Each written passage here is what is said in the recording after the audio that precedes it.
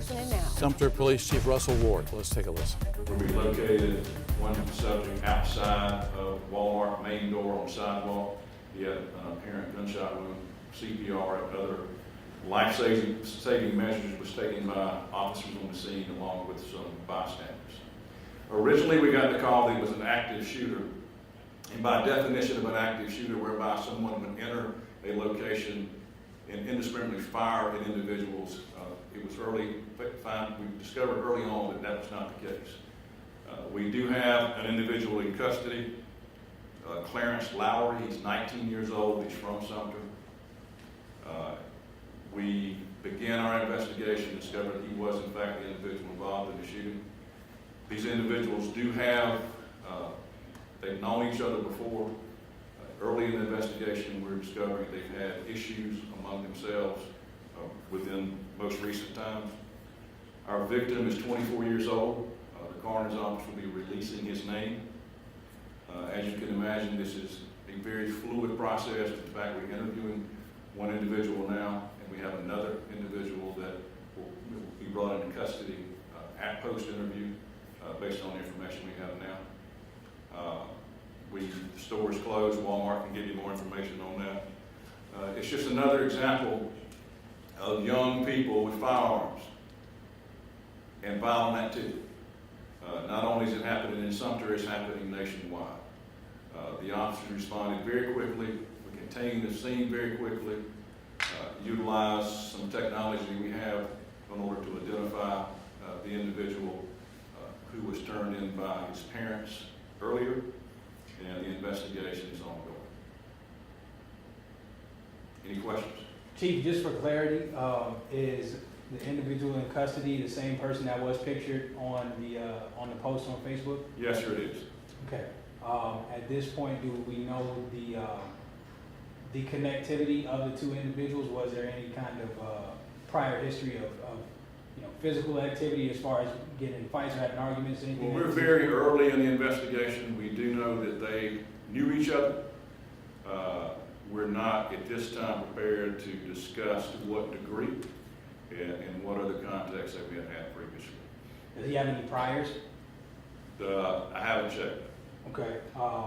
Was there any, we got a couple of different comments that there were more people that may have been injured. Any other injuries? No other persons injured, thank God. Okay. Where did it happen in the store? Or did it happen in the parking lot or inside the store?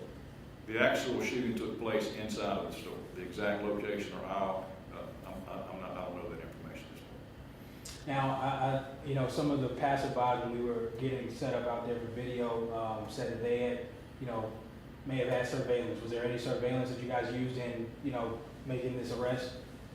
Again, we do have technology at our disposal that we use to identify vehicles. We have a flock camera system throughout our city. It did assist us in identifying a vehicle and later locating a second individual that had some role in the shooting, but again, it's very fluid. We're going to continue our investigation, and within the coming hours or days, we'll be able to release more information surrounding this event.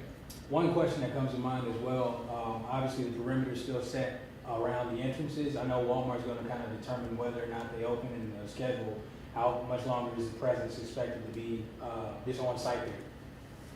I would point you towards Walmart relative to their opening hours when they're going to open again. As far as your police presence? We will be there throughout the evening and okay. the morning.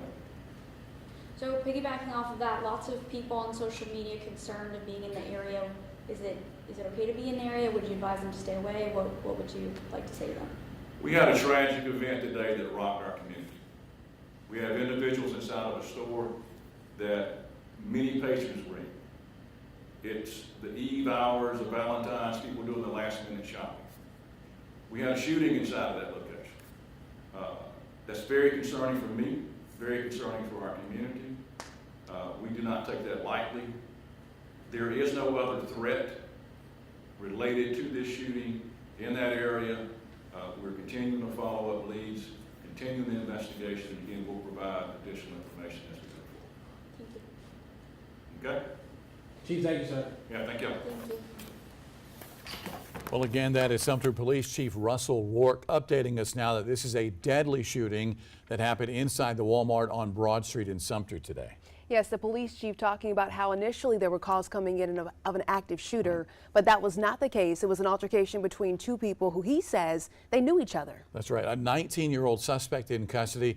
The victim, 24 years old. We do not have a name for the victim. The police chief saying we will have to get that from the coroner's office at a later hour while next of kin are being notified. But again, he said this is a terrible situation that has rocked the Sumter community as people were in the Walmart today shopping for Valentine's Day. Yes, so he really did clarify that this shooting happened inside of that Walmart store. He also wanted folks to know who might be driving around this area that you can expect to see police presence and that the Walmart for right now is going to remain closed. All right, so again, calling this an isolated incident and that it is, there's no other issue right now at that Sumter Walmart. Correct. All right.